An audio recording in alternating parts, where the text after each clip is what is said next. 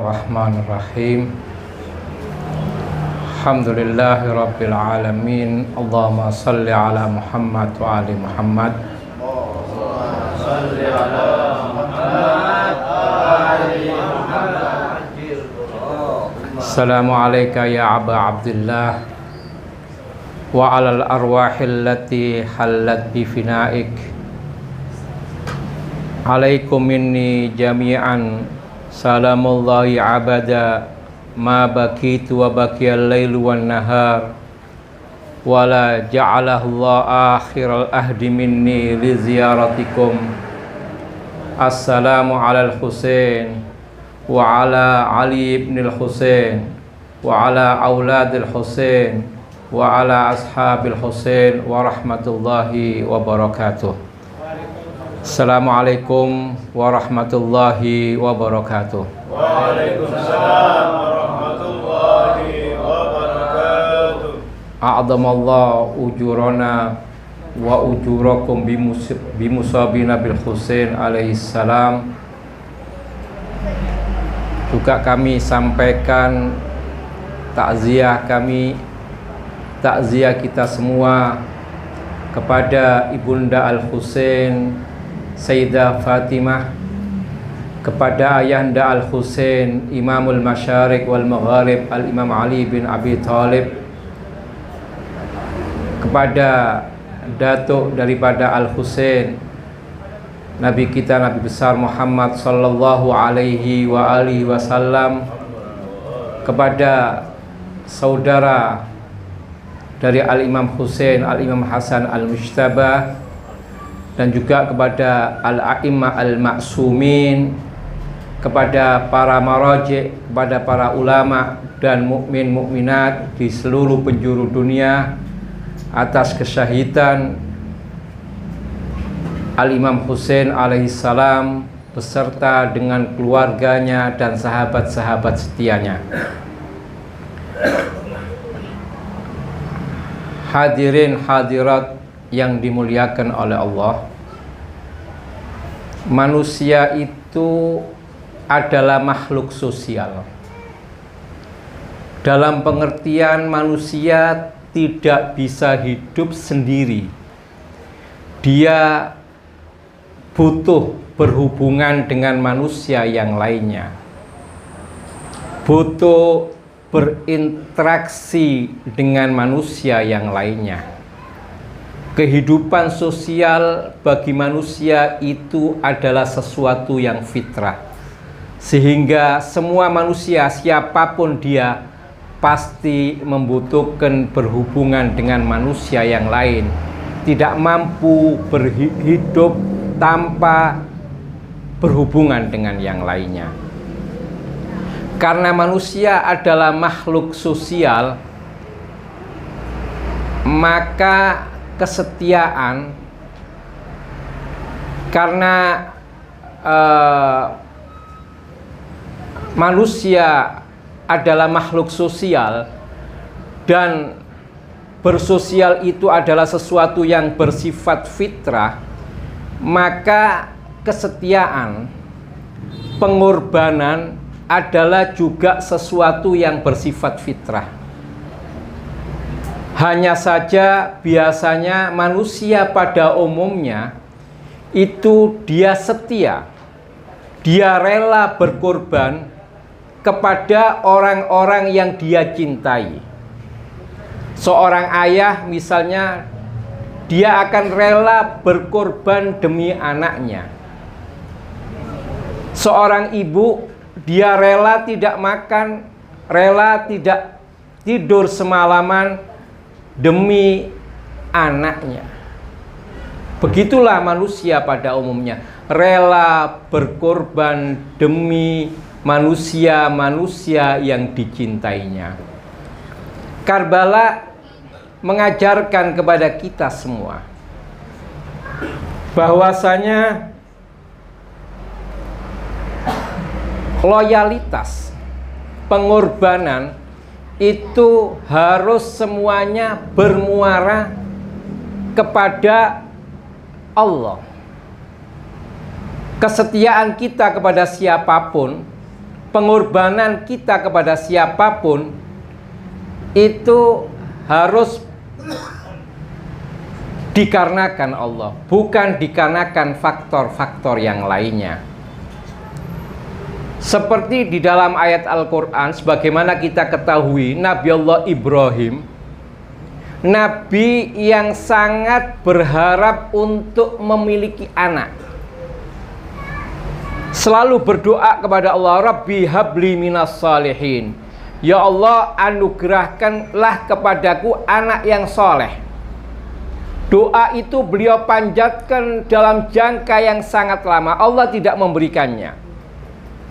Setelah usia tua, usia senja, Allah menganugerahkan kepada Nabi Allah Ibrahim seorang anak yang bernama Ismail. Tentunya manusia ketika dia menantikan sesuatu dalam jangka yang begitu panjang, sesuatu yang diharap-harap itu kemudian dianugerahkan kepadanya, maka kecintaannya akan berbeda dengan orang yang dengan mudah mendapatkannya.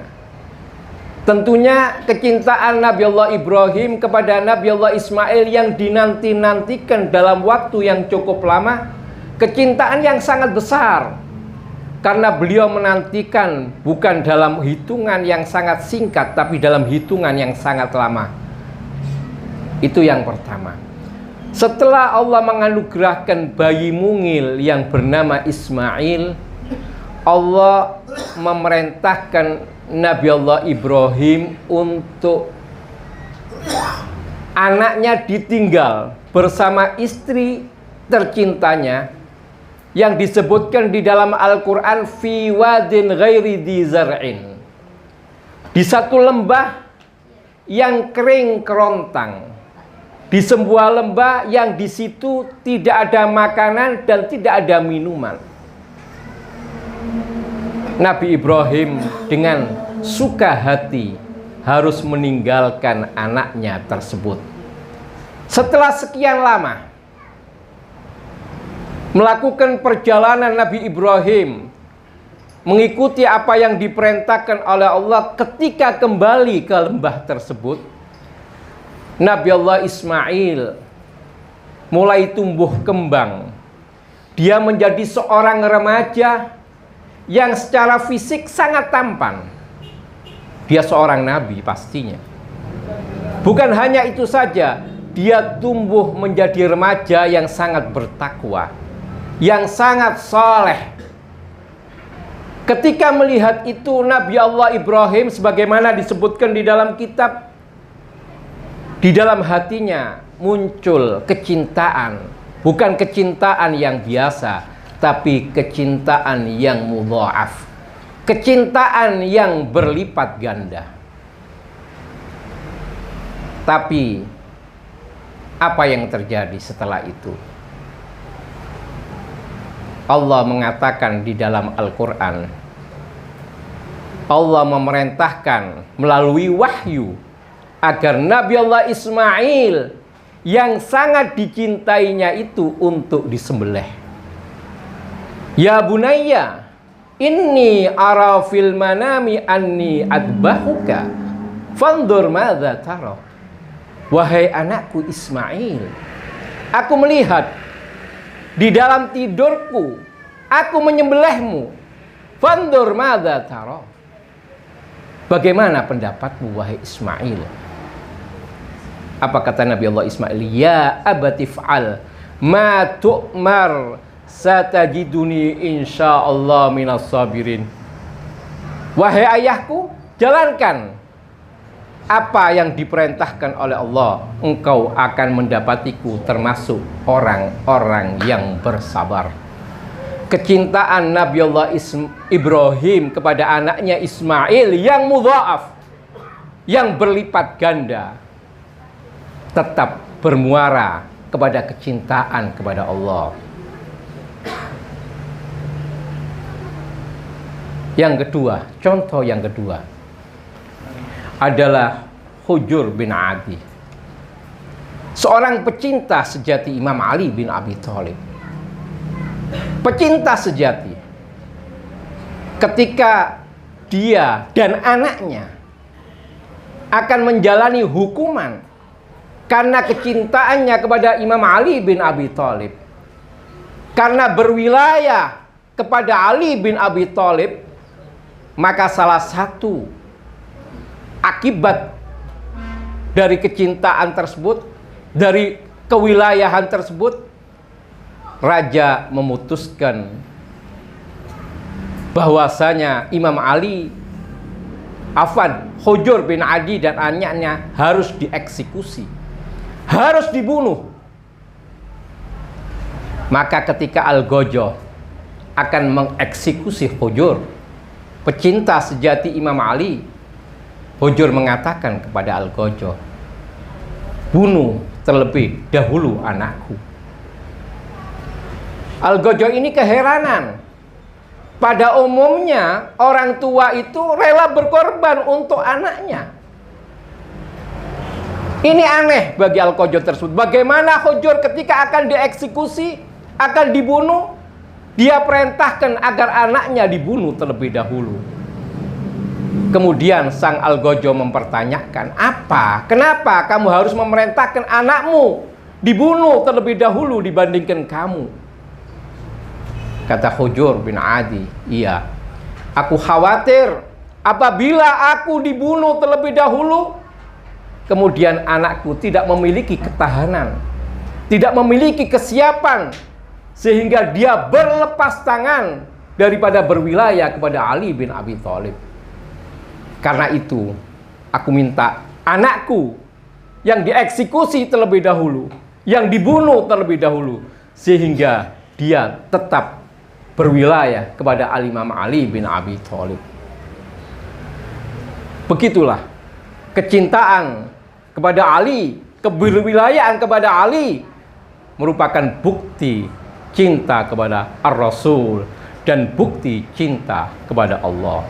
Karbala mengajarkan kita, kecintaan kita kepada siapapun harus bermuara kepada kecintaan kepada Allah. Ada seorang psikolog terkenal yang bernama Hilbert C. Gilman. Dia menjelaskan pengaruh manusia kepada manusia yang lain itu dengan 3 faktor. Saya akan menyebutkan 1 faktor. Biasanya pengaruh seseorang pada orang lain, kata dia, salah satunya adalah pengaruh untung dan rugi. Si A setia kepada si B itu boleh jadi karena dia akan mendapatkan keuntungan dari si B, atau khawatir dia dirugikan oleh si B. Maka karena faktor itu, karena sebab itu dia loyal, dia setia kepada si B. Ini pada umumnya manusia semacam itu. Seringkali manusia itu ketika dia setia kepada seseorang, hitungannya untung atau rugi. Ketika menguntungkan dia siap untuk setia, atau khawatir rugi dia siap untuk setia. Dan itu ternyata bukan hanya dikatakan oleh seorang psikolog tadi. Dalam komunitas kita juga ada tipikal-tipikal semacam itu, ada klasifikasi semacam itu, sebagaimana disabdakan oleh Al-Imam Ja'far Shadiq. Beliau mengatakan asyi'atu salasun, Syiah itu, pecinta Ahlul Bait itu terbagi menjadi 3. Pertama, muhibbun wadun fahuwa minna. Memang ada orang-orang yang mencintai kami, kecintaannya adalah kecintaan yang sejati, dan itu adalah bagian dari kami. Contohnya adalah sahabat-sahabat Imam Husain di Karbala. Muhibbun wadun, pecinta sejati. Tapi apakah orang yang mengklaim, pengikut Ahlul Bait yang mengklaim Syiah semua berada pada poin pertama ini? Tidak. Ada poin kedua. Apa poin kedua? Wa mutazayyinun bina wa nahnu zainun liman tazayyana bina. Ada orang mengikuti Ahlul Bait, hanya Ahlul Bait ini dijadikan kedok, dijadikan topeng untuk hiasan. Kalau kami dijadikan hiasan, iya, kami bisa menjadi hiasan. Memang Ahlul Bait indah. Yang paling berbahaya adalah kelompok yang ketiga. Mustaqilun bina annas wa man istaqala bina iftaqor. Ada orang yang mengikuti Ahlul Bait, yang mengklaim dirinya pecinta Ahlul Bait, pengikut Ahlul Bait. Motivasinya untuk mencari makan, untuk mencari materi. Barang siapa berada pada kelompok ketiga, maka dia akan menjadi manusia yang hina.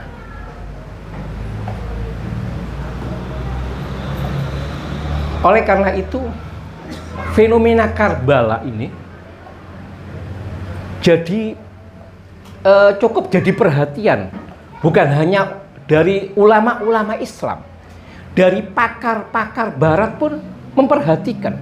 Ada fenomena orang yang mengejar materi sehingga rela berbuat apapun, dan ada orang yang dengan cinta rela mengorbankan semua yang dimilikinya.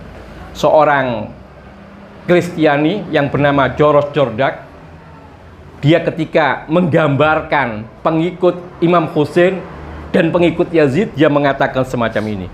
Hinama jannada Yazid an-nasa liqatlil Husain wa iraqatid dima kanu yakulun kam tadfa'lana minal mal. Yazid ketika mencari pasukan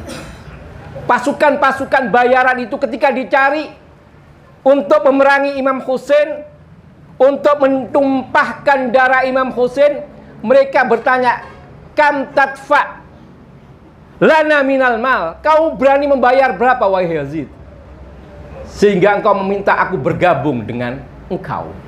Realitas, Umar bin Sa'ad sebelum peristiwa Karbala dipanggil oleh Imam Husain. Karena rahmatnya Imam Husain, diajak untuk bergabung, diajak tidak memerangi Imam Husain. Pertimbangannya untung rugi. Wahai Husain, kalau aku bergabung denganmu, maka jabatan gubernur rai satu wilayah yang kaya raya, lahan basah, tidak akan aku dapatkan. Maka tawaran Imam Husain ditolak demi menjabat sebuah jabatan di sebuah kota, sebuah tempat, sebuah wilayah yang cukup kaya raya, yaitu rai. Syemir, kita tahu semua siapa Syemir yang menduduki dada Imam Husain. Ketika Imam Husain bertanya dan mengatakan, tahukah siapa aku yang kau duduki dadanya? Apa jawaban Syemir? Iya, aku tahu. Ibumu adalah Fatimah, ayahmu adalah Ali Al-Murtadha, dan datukmu adalah Muhammad. Aku tahu ibumu, ayahmu, dan datukmu kelak akan memberi syafaat.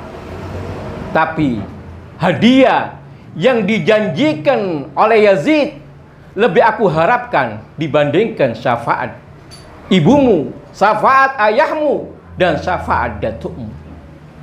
Harta. Oleh karena itu kata orang Barat ini, ketika mencari tentara bayaran itu, mereka mengatakan kepada Yazid, kam tadfa'lana minal mal, kamu berani membayar berapa?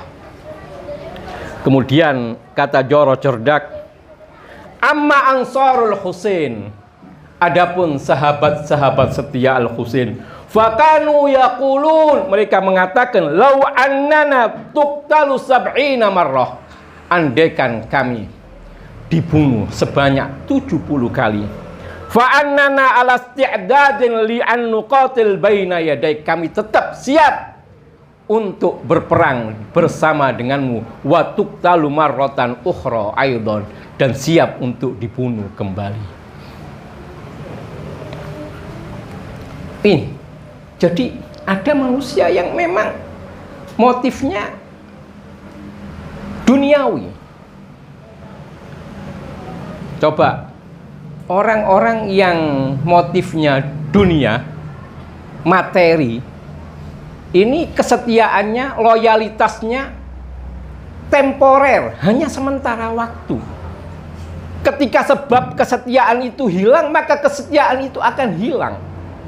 Kata Imam Ali, soni'ul mal yazulu bizawali.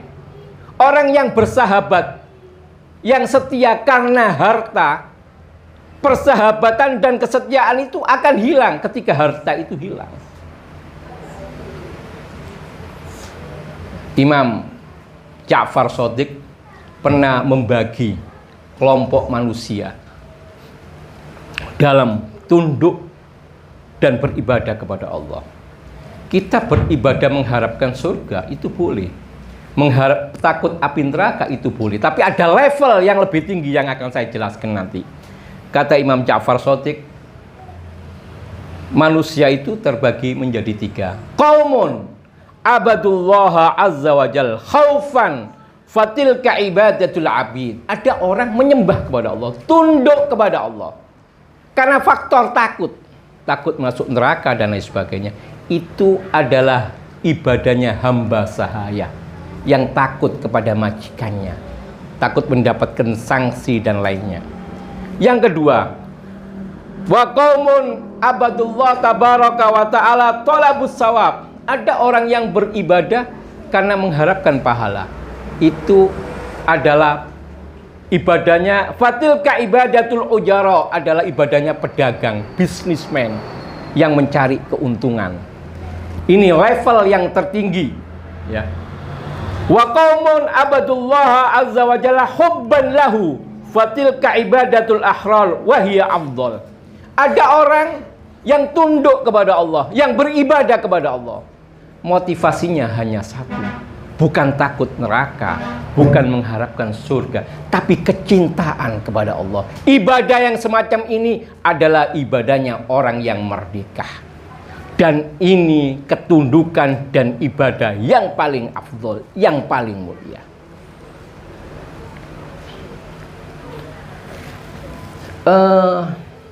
Apa sih kira? Kenapa sih loyalitas kita ini harus kita bangun berdasarkan cinta? Bukan berdasarkan yang lainnya. Karena kecintaan yang dibangun berdasarkan cinta itu energinya luar biasa, kekuatannya luar biasa, tidak tertandingi. Kesetiaan yang dibangun berdasarkan cinta itu sudah melewati level rasionalitas dan level-level yang lainnya, level tertinggi. Orang yang setia karena cinta itu kadang-kadang perbuatannya tidak bisa kita cerna dengan akal kita, tidak bisa kita pahami dengan rasionalitas kita.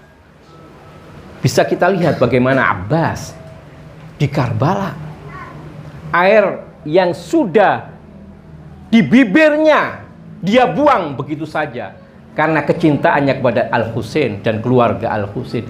Ini sulit untuk bisa dipahami dengan akal sehat kita, karena memang bahasa cinta itu di atas bahasa rasional. Orang kalau sudah cinta, apa konsekuensi akibat dari cinta? Orang itu kalau sudah mencintai, maka pikirannya, perasaannya, perilakunya itu akan sangat dipengaruhi oleh apa dan siapa yang dia cintai. Ya, orang kalau sudah mencintai, saya ulangi, maka dia punya akal, dia punya perasaan, dia punya perilaku akan sangat dipengaruhi oleh apa dan siapa yang dia cintai. Dia hanya fokus kepada yang dicintai. Dia tidak fokus walaupun pada dirinya sendiri. Itu cinta. Akibat atau konsekuensi dari cinta. Oleh karena itu seorang penyair terkenal yang bernama Mutanabbi, dia pernah mengatakan semacam ini, andaikan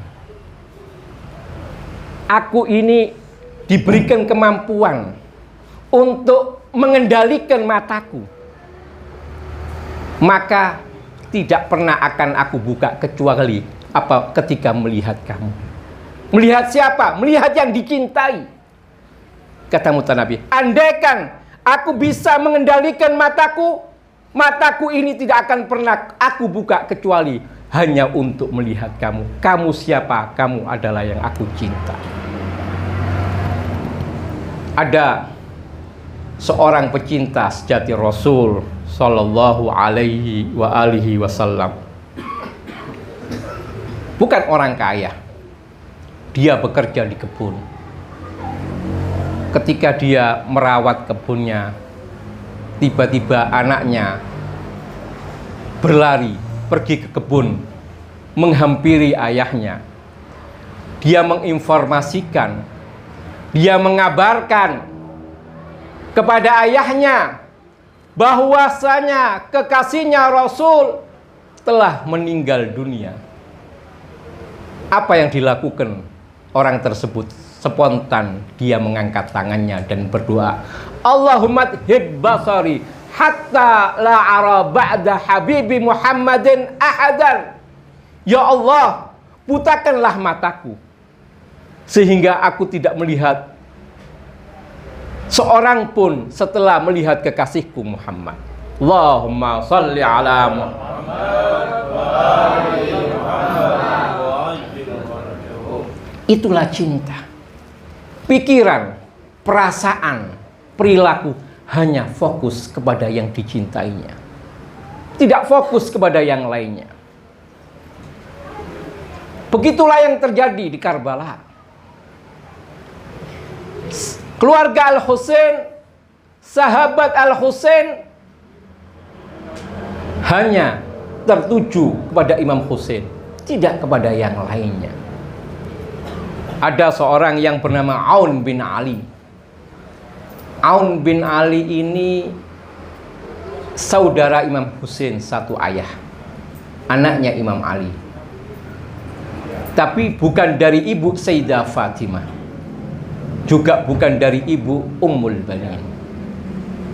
Pecinta sejati Rasulullah, pecinta sejati Imam Husain. Dia tidak pernah melihat dirinya, yang dilihat hanyalah Imam Husain. Ketika Imam Husain mengabarkan, mengatakan kepada Aun, hadal jam'ul kasir wal jam'ul ghafir. Wahai Aun, apa kamu tidak melihat di depanmu pasukan yang sangat banyak? Aun hanya mengatakan, mangkana badilan fika muhjatun lam yubali bil qilla wal kasrah. Wahai Husain, siapa yang berkorban untukmu, maka dia tidak akan pernah memperdulikan banyaknya jumlah musuh atau sedikitnya.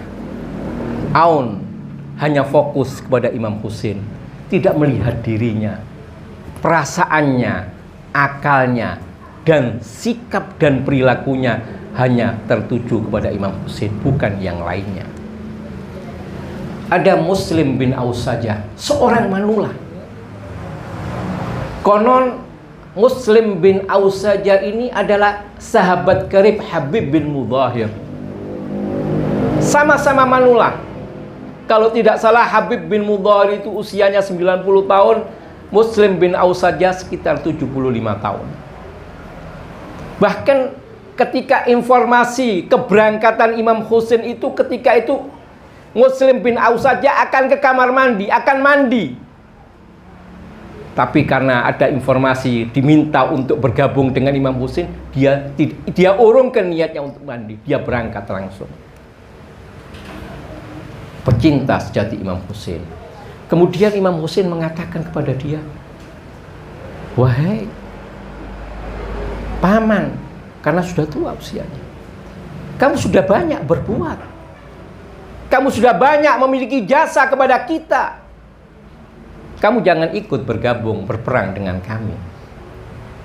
Muslim bin Aus saja yang fokusnya hanya kepada Imam Husain, tidak pernah melihat dirinya, walaupun dirinya seorang tua usia senja. Beliau hanya mengatakan, Anahnu natakhalla anka yabna Rasulillah? Apakah kami akan meninggalkanmu, wahai putranya Rasulullah? Apa yang akan kami pertanggungjawabkan kelak di hadapan Allah? Kesetiaan yang landasannya cinta tidak bisa dipahami oleh akal kita, tidak bisa dipahami dengan bahasa rasional. Seorang ibu itu rela berkorban biasanya untuk anaknya apapun. Dia rela nggak makan, yang penting anaknya makan. Dia rela nggak tidur semalam, yang penting anaknya tidur. Bahkan diceritakan di zaman Rasulullah ada seorang pengemis. Pengemis ini menggendong anak kecil, anak bayi.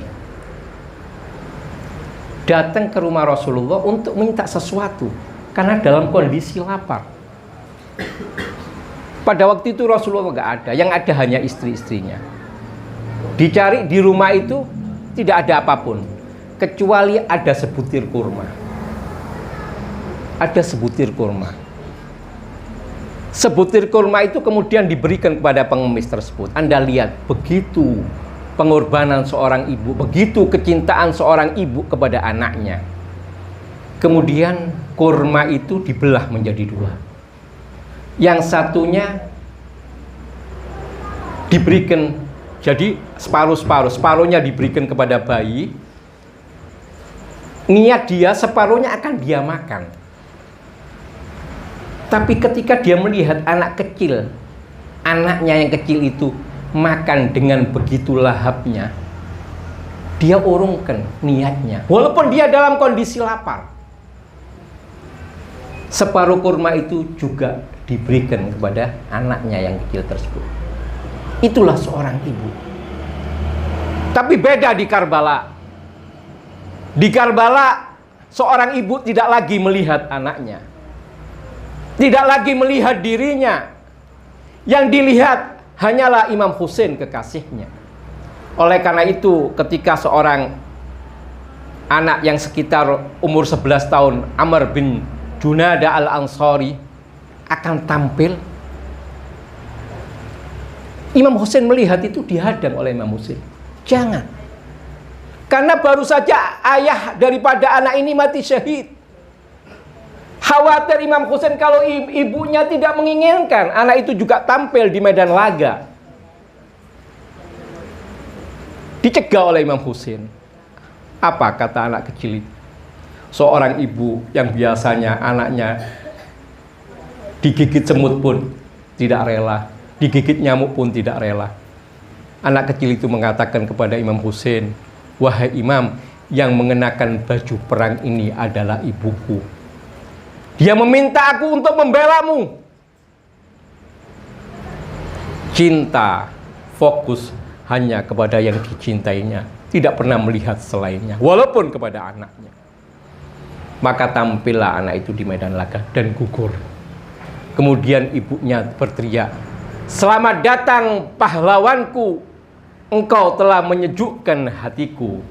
Selamat datang pahlawanku, engkau telah memutihkan wajahku," di hadapan ibu Al-Husain Fatimah.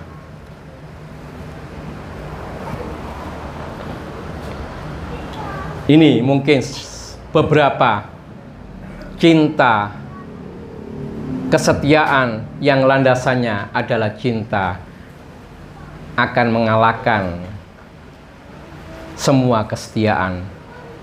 Kesetiaan yang landasannya cinta tidak bisa dipahami dengan rasional. Tentunya pada malam yang penuh barokah ini tidak sempurna apabila kita juga tidak menyinggung Palestina. Walaupun kita tidak ingin membandingkan tragedi Karbala dengan peristiwa apapun di dunia ini, tidak ada sebuah peristiwa yang lebih tragis dibandingkan peristiwa Karbala. Imam Hasan pada waktu diracun oleh istrinya, kemudian muntah darah. Imam Husain melihat fenomena itu, melihat kenyataan itu. Begitu dahsyatnya muntah darah Imam Hasan sehingga wajahnya berubah menjadi merah. Imam Husain menangis. Imam Hasan bertanya, "Apa yang menyebabkan kau menangis, wahai Husain?" "Aku menangis melihat apa yang terjadi pada dirimu, wahai saudaraku Hasan. Muntah darah sehingga wajahnya berubah kemerah-merahan." Apa jawaban Imam Hasan? "La yaum ka yaumika ya Aba Abdillah." Tidak ada hari seperti harimu, wahai Aba Abdillah, wahai saudaraku Al-Husain. Tidak ada bandingannya tragedi Karbala. Tapi ulama mengatakan, apapun fenomena, apapun peristiwa yang terjadi di dunia ini bisa kita hubungkan, bisa kita kaitkan dengan peristiwa Karbala. Dan untuk saat ini sepertinya, dan saya yakin itu yang paling layak untuk kita korelasikan, kita hubungkan dengan peristiwa Karbala adalah Palestina. Kita lihat di Karbala, anak-anak kecil kelaparan, kehausan, itu juga kita dapatkan di Palestina. Anak-anak kecil kelaparan, kehausan. Di Karbala kita melihat, mendengar anak-anak kecil dan para wanita menangis dengan penuh keharuan. Begitu juga anak-anak dan wanita di Palestina, mereka menangis dengan penuh kepiluan. Kita melihat di Karbala tubuh-tubuh mungil berserakan, hancur. Begitu juga kita lihat di Palestina, tubuh-tubuh harus dilumat sehingga hancur berkeping-keping. Di Karbala, Al-Husain kehilangan semuanya. Kehilangan anaknya, kehilangan keponakannya, semuanya. Tidak tersisa satupun, semuanya hilang. Tapi Imam Husain hanya mengatakan, "In kana hadza yurdika," ketika melihat ponakannya, anaknya, sahabat-sahabat seniannya bergeletakan di atas tanah, Imam Husain hanya mengangkat tangannya, "Allahumma in kana yurdika ya Rabb faqad hatta tarda." Kalau semua ini ya Allah menjadikan engkau rela, ambil semua sehingga engkau rela. Begitu juga ibu-ibu di Palestina. Orang tua di Palestina, rumahnya hancur, anaknya syahid, suaminya syahid, semua keluarganya syahid. Lisanu halihim, lisan mereka, suara hati mereka, keadaan mereka juga mengatakan sebagaimana Imam Husain mengatakan, "In kana hadza yurdika ya Rabb faqad hatta tarda." Jika semua ini ya Rabb, engkau ambil, membuat engkau rela ya Allah, ambil semua sehingga engkau rela. Kita memohon kepada Allah, semoga Allah memberikan kemenangan yang segera kepada saudara-saudara kita yang berada di Palestina, dan Allah segera mengalahkan, menghancurkan para mustakbirin, khususnya Zionis internasional. Dan kita juga memohon kepada Allah, semoga Imam Husain melihat kita, baik dalam kehidupan dunia kita, apalagi kelak dalam kehidupan akhirat kita. Kami sadar ya Allah, amal perbuatan kita jauh untuk bisa meraih surgamu, untuk bisa meraih kerelaanmu. Oleh karena itu ya Allah, semoga Imam Husain kelak memberi syafaat kita di akhirat. Wabillahi taufiq wal hidayah, waridha wal inayah. Wassalamualaikum warahmatullahi